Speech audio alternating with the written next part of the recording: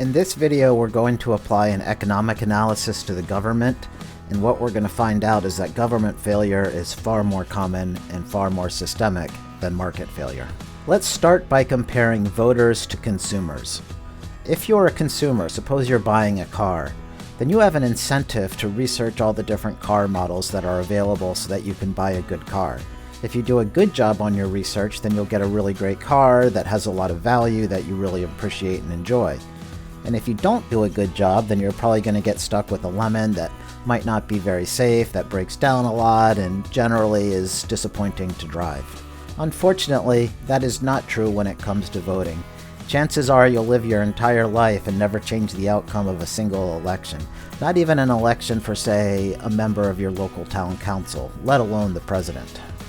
And then, remember the first lesson of economics. People respond to incentives. Behaviors that are rewarded are done more often. Behaviors that are punished are done less often. So, doing your research is rewarded when it comes to buying cars, but it's not rewarded when it comes to politics. Since you'll never be able to influence an election, you'll never be rewarded for actually doing your homework. And so because of this, voters tend to be systemically uninformed. And because voters are systemically uninformed, they tend to systemically choose the incorrect candidate. This is called, in public choice theory, rational ignorance, because it's actually rational to be ignorant of politics. And the empirical research backs this up. Less than half of the public can name their congressional representative, and only about 60% of them can name one of their senators. And I'm not really any different. I can name my state's senators, but I can't name any of my state's congressional representatives.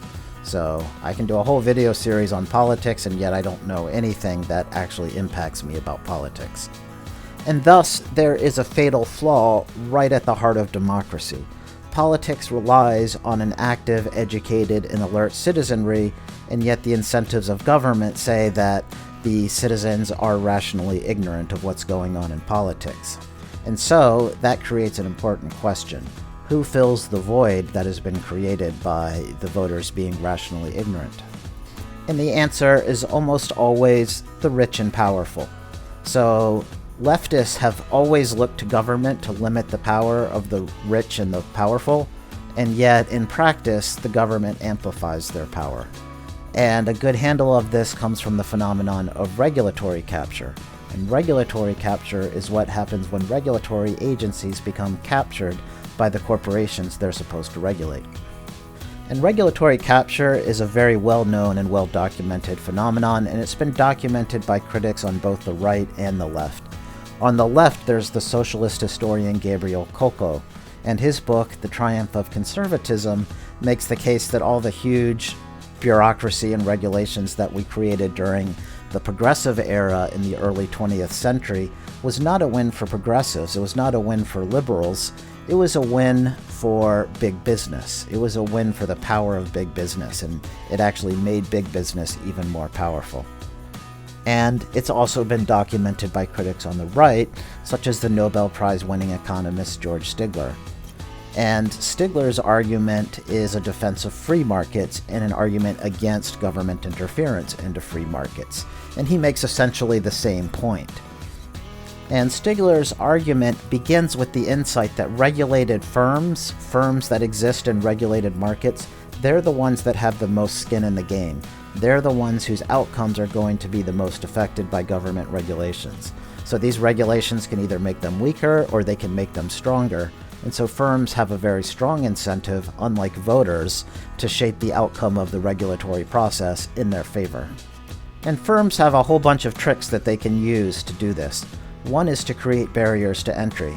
So firms will say, yes, we agree with you. It's horrible how unregulated our factories are. So we need lots of inspections and lots of safety measures and lots of documentation.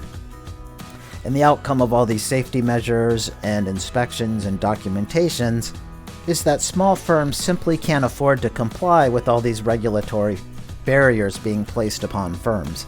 So suppose it costs a firm $10 million a year to document the fact that they're in compliance with the latest regulations. Then for a firm that makes $500 million a year in sales, they can afford it. But a firm that only makes $5 million a year in sales can't. That would be double their entire sales for the year just to comply with the regulatory burdens being placed upon them. Another trick is to get government subsidies, so politically connected firms can get subsidies for a whole bunch of reasons, perhaps to protect the environment. And farmers have been getting subsidies from the government since the Great Depression. It's very easy to come up with a justification for getting subsidies. Protect the environment, national security, it's an important domestic industry, it will create jobs. The list is essentially infinite. And firms can also use their power to set prices. And that was very common in many industries from, say, the height of the progressive movement in the early 20th century until deregulation really kicked in the late 1970s and 1980s, and then we finally backed away from that. So every dirty trick that liberals accuse firms of doing in smoky back rooms behind closed doors is actually happening right out in the open. You can read about it in the Federal Register in Washington, D.C., in the halls of government. Boeing is a great example of the perils of regulatory capture, and in Populist Conservatism number 11 on Jack Welch and Boeing, we saw how Boeing's cost-cutting ways led to the crash of the 737 MAX airline, actually caused 2 fatal crashes within the first 5 months of the airplane's release. And one of the many failure points that led to these crashes was that Boeing used their power to pressure the FAA to allow them to self-certify many aspects of their new airplane. Now, if you actually read about regulatory capture and a lot of public choice theory on your own, one thing that kind of frustrates me is that a lot of it is kept at a theoretical level and there's not a lot of concrete examples given. And that's what I like about Gabriel Kolko's research, the socialist historian, who's argued that the progressive era actually made big business more powerful. He does have a lot of very specific examples in his book, The Triumph of Conservatism. So if you want really hands-on nitty-gritty examples, that's where you want to go. And I'll try and give just very briefly a couple of cases of this. So one example is that the major meatpacking firms, such as Swift and Armour, supported the Meat Inspection Act of 1906, specifically because it would drive small competitors out of business because they could not afford to comply with the meatpacking regulations. And corporations also supported the Clayton Antitrust Act and the creation of the Federal Trade Commission for exactly the same reason. And again, I would refer you to the book if you really want to get into the nitty-gritty details of that. I will spend a little bit more time on what is probably the textbook example of regulatory capture, and that's the Interstate Commerce Commission. So if you're a conservative, you know that one of the actual enumerated powers for our big government that does have a basis in the Constitution is regulating interstate commerce. So the Interstate Commerce Commission was really one of the main and earliest regulatory agencies that we had, and it was one of the ones that was most heavily abused. So the Transportation Act of 1920 gave the Interstate Commerce Commission, or the ICC, the power to set both minimum and maximum rates for railroad shipping. So in other words, it was legalized collusion and price fixing. So as I alluded to before, leftists always accuse firms of sneaking off into smoky back rooms and colluding to fix prices, but that's not how firms do it. They do it right out in the open in the halls of government in Washington, D.C., and the Transportation Act of 1920 is a textbook example. And this didn't just happen with railroads, it also happened with airlines. And in the Concise Guide to Economics, the economist Jim Cox gives an example from the airline industry. And he points out that airlines were regulated in 1938 and deregulated in 1978. And yet, in that entire 40-year span, think about all the massive technological changes between 1938 and 1978. So, in the beginning, 1938, airplanes were propeller-driven. 1978, they'd switched to jet engines. The speed had increased from 120 miles an hour to 550 or 600 miles an hour.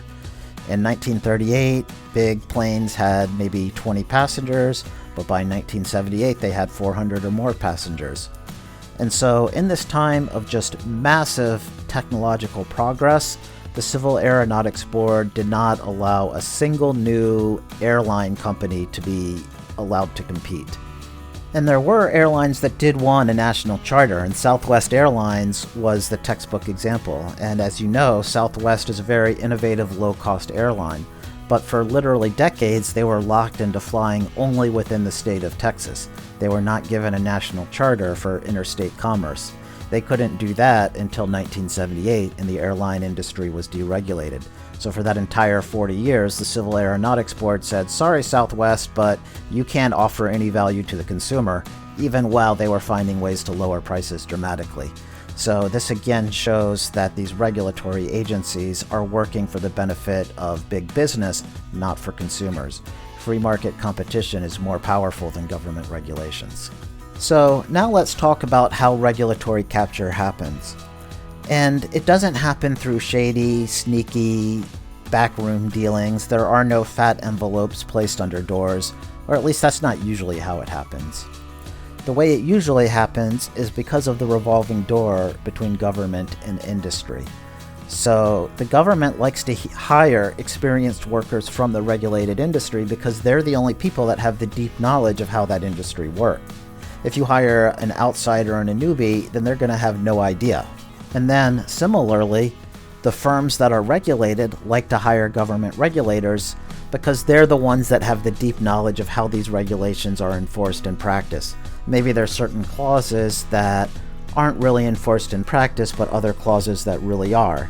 So the people who have worked as regulators and have spent the last 3 to 5 years actually enforcing them have the deep knowledge of how to help firms comply with these regulations. And let's be realistic here. The government regulators and the people employed in firms are very well aware of the existence of the revolving door. And a good example of this and how it shapes behavior comes from a study of the U.S. Patent and Trademark Office. So patent examiners grant significantly more patents to firms that eventually hire them. And this leniency extends to other prospective employers as well.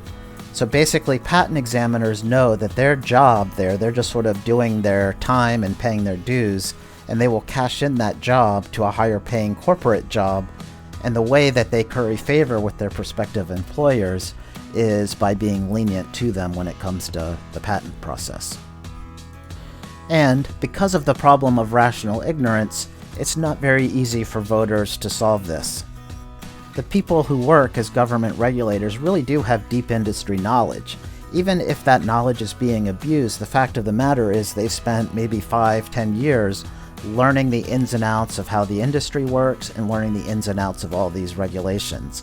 So you can't expect a voter who says, oh, I'm going to be civic-minded, I'm going to do my due diligence, and now we're about to regulate this one particular industry, so I'm just going to spend the next 10 years of my life learning everything that a government regulator would learn so that I can be informed about this upcoming bill and I can pressure my congressman to do the right thing.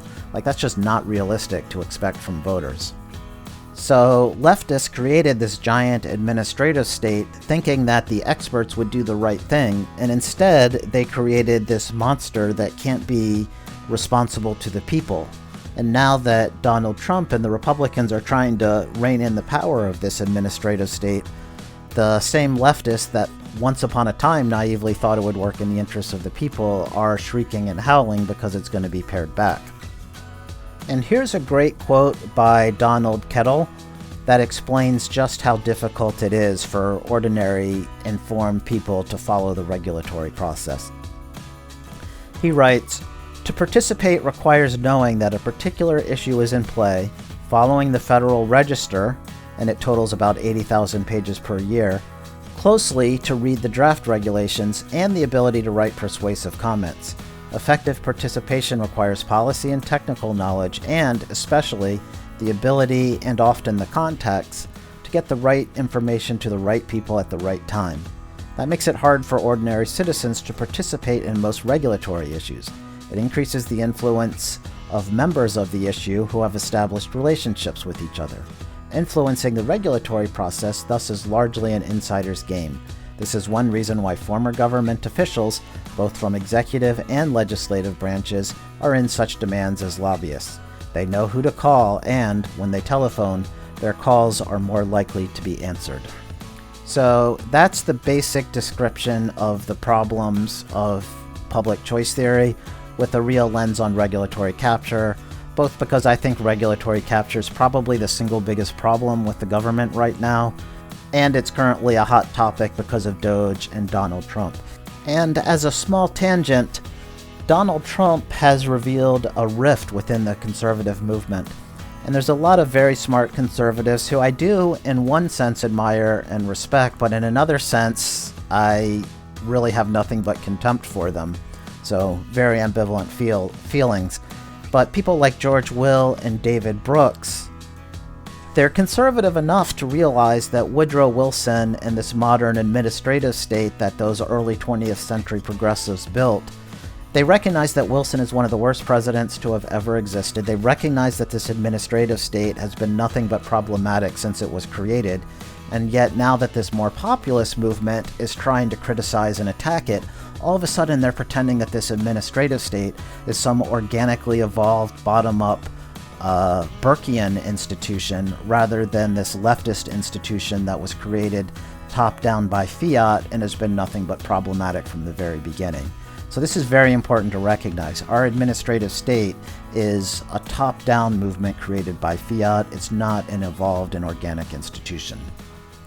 So these more institutionalist conservatives like George Will and David Brooke, I tend to call them court jester conservatives, because they are allowed within certain narrow parameters to criticize the left, provided that they go along with the left when it's really important, and stopping Donald Trump to the left is very important. So these court jester conservatives have very poor defenses of the administrative state, but the economist Donald Wittman has some really strong answers to classical public choice theory, and I really do think a lot of them succeed pretty well.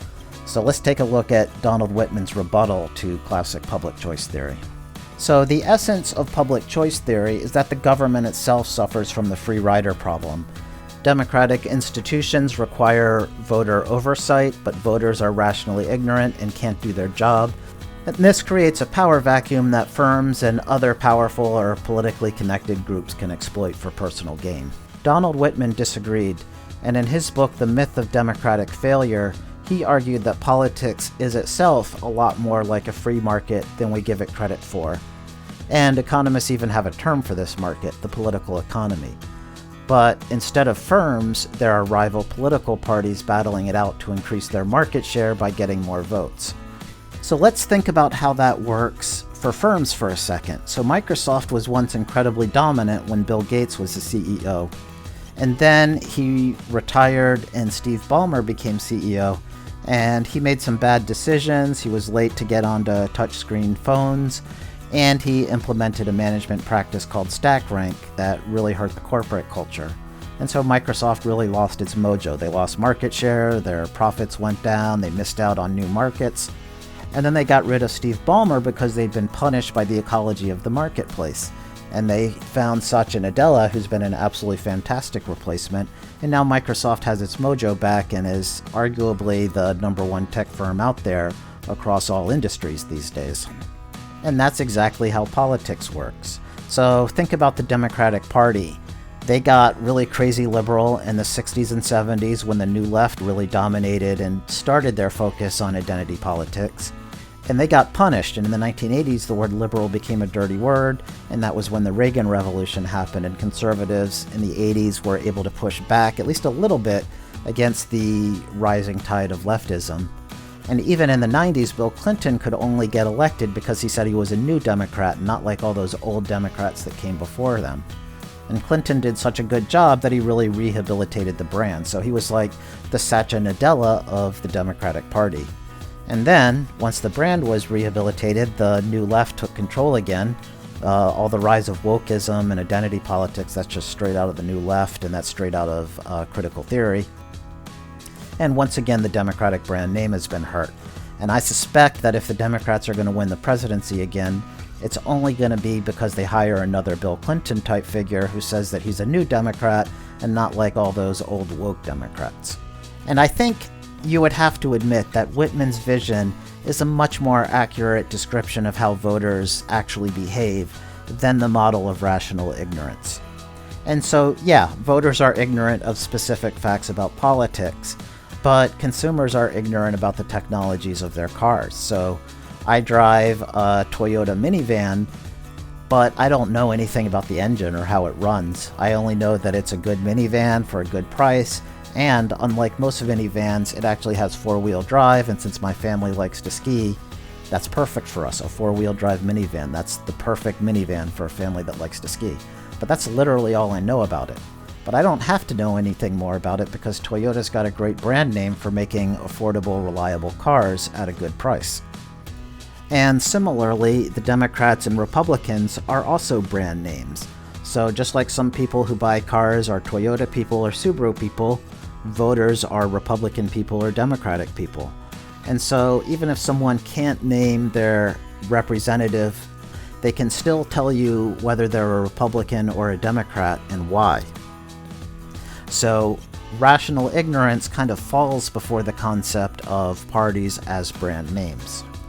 Moreover, voters don't actually need a whole lot of information to make rational decisions when you view voters as working collectively. Now, the great thing about economics is that you can often use a simple parable to explain some very complex ideas, and this takes us to the next parable in our tour of economics, which is the parable of the ox contest. And this was described by the journalist James Surowiecki in his book, The Wisdom of Crowds. Now, it's interesting, James Surowiecki in The Wisdom of Crowds was really one of those Clinton-style Democrats, but somewhere along the way he's become this radicalized, critical theory, new left type person. But it doesn't take away from how good his book was. So the ox contest was done at a county fair where contestants could enter the contest to guess the weight of the ox after it had been slaughtered and dressed. So nowadays we guess the number of jelly beans in a jar, but in more agrarian times, I guess they had ox contests instead. So the famous statistician and eugenicist Francis Galton analyzed the results of the contest, and what he expected would be that the people would be off by quite a bit. After all, Galton was a eugenicist, and if you mix the results of a few smart people in with a whole bunch of dumb and average intelligence people, you're going to get a bad estimate. But what he found was that the average guess was 1,197 pounds, and the actual result was 1,198 pounds. So individual guesses could be off by 100, 200, 300 pounds, but those errors would tend to average out, and the average guess was very accurate. Another way of putting it is that the contest aggregated the information of the individual voters, and the aggregate information was far more accurate than each individual voter's information. Now we can apply this to politics. If voters had zero information, no information whatsoever, then the best they could do to pick the correct candidate would be random chance. So they would get, basically a coin flip. 50% of the time they'd guess the right candidate, and 50% of the time they'd guess the wrong candidate. But if voters just have a tiny, tiny bit of information, then they'll guess the right candidate 51% of the time. And in elections, 51%, at least these days, is practically a landslide. So Wittman has two devastating attacks against the concept of rational ignorance. The first is parties as brand names, and the second is that elections aggregate the information of the voters. So even if voters individually are quite ignorant, when you aggregate millions of voters together, they are collectively very well informed. So under Donald Wittman's view, our modern administrative state that seems to be helping businesses succeed at the expense of smaller, more innovative firms, that only exists because that's what the voters actually want. And so government is being responsive to the will of the voters. It's not the case of firms taking advantage of voter ignorance. However, you could argue that at the very broad strokes, political parties as brand names does offset the problem of rational ignorance. But there's still a lot of slack in the system, and corrupt politicians can take advantage of that slack. For example, if you're a politician and you can get a bridge to nowhere built for your state, then you should just go ahead and do that, even if it's bad for the taxpayers. And Wittman has an argument here as well, which is that political parties have effective means to maintain party discipline. So they can punish disobedient politicians by taking away their committee assignments, they can withhold campaign funding in upcoming elections, and they can even primary a disobedient politician and provide money to their primary challenger. Now, this last argument doesn't seem to have aged quite as well. What seems to be happening to the Democrats right now is that they are clearly out of step with the voters and really captured by the activist base. And so the activists are actually punishing the more moderate Democrats who are in step with the voters' interests. And so the politicians being primaried are the moderates who want to do what their voters want rather than the activist base. So that does seem to be a gap in Wittman's theory, the power that political activists have within parties. But hold that thought for just a second, because we will come back to it. But for now, let's just sort of admire the comprehensiveness of Wittman's rebuttal, because I think it's very, very strong. And Wittman's theory really helps us to resolve what is kind of a paradox within politics, and it's sometimes called Tulloch's paradox after its discoverer, Gordon Tulloch. And what Tulloch found is there really isn't that much money being spent on politics. So there was only about $3 billion spent by candidates, political parties, and political organizations during the year 2000 election cycle.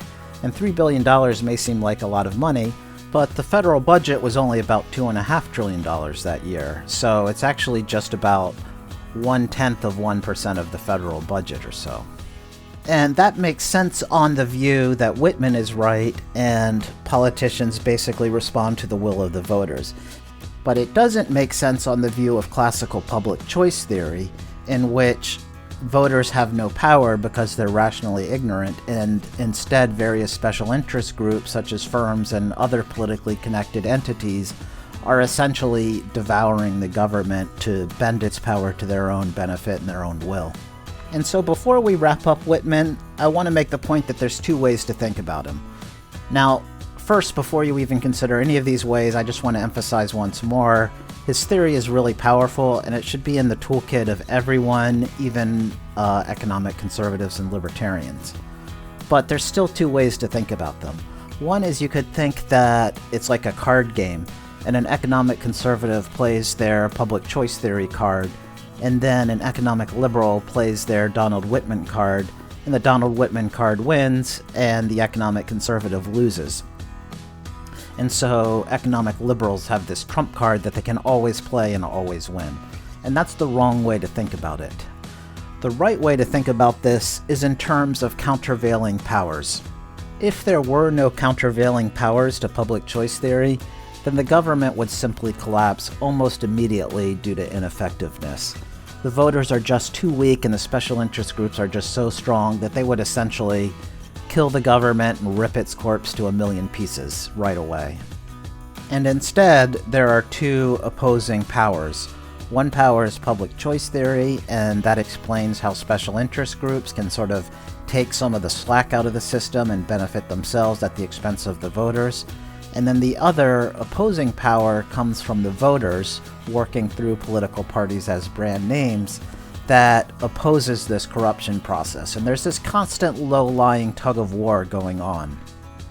And in fact, I think you could argue that because the left has become so ideologically extreme, because they've rejected Enlightenment liberalism in favor of postmodernism and critical theory, which rejects the Enlightenment concepts of reason, rationality, and individual rights, there's such a strong cultural gap between the left and the right that voters cannot easily switch between parties to punish them for corruption. And so our ideological conflicts means that Wittman's countervailing power is not as effective as it used to be. So, we've seen basically two main waves so far. The first wave is classical public choice theory, and the second wave is Donald Wittman's rebuttal. And the third wave began with the concept of expressive voting, which holds that people use their vote to express their values and personal identities instead of achieving specific policy goals. And Bryan Caplan builds on the concept of expressive voting in his book, The Myth of the Rational Voter. And to understand the concept, we need to revisit the parable of the ox contest. And the parable of the ox contest is based on two really important assumptions. The first is that it assumes that people made their choices independently. They see the ox and they made their guess without talking it over or arguing with the rest of the crowd. And the second is that errors are random. So one person might guess that the ox is 100 pounds too heavy, and another person might guess that the ox is 100 pounds too light. And then, if errors are random, they'll largely cancel out as you get more and more voters. But voting clearly does not meet either of those assumptions. People constantly discuss and debate politics and share sarcastic political memes. And sadly, voters are trying to shame, scorn, and socially ostracize people for having the wrong political beliefs. So that means that choices in politics are not independent. They are shaped by the group. And second, the errors are not random. So imagine the ox contest if you had two lenses to look at the ox. Maybe there were two windows you could look through, and you could only pick one window or the other. And one window made the ox look bigger than it really was, and the other window made the ox look smaller than it was. If most contestants choose one window over the other, then they will have a systematically biased picture of the ox and will systemically decide that the ox is either too big or too small, and so the errors won't be random. And that's basically what's going on with politics. So most of the media leans left, but there are some notable exceptions like Fox News that lean right, and no one's trying to be objective. And so looking through the window that makes the ox look bigger might be like looking at liberal media, and looking through the window that makes the ox look smaller might be using conservative media. And so voting does not meet these requirements, and thus we predict that voters are not actually aimed at the truth. Or, as Bryan Caplan puts it, voters are rationally irrational. And what does rationally irrational mean? It seems like it's an oxymoron, like government efficiency or jumbo shrimp. But it's not, actually.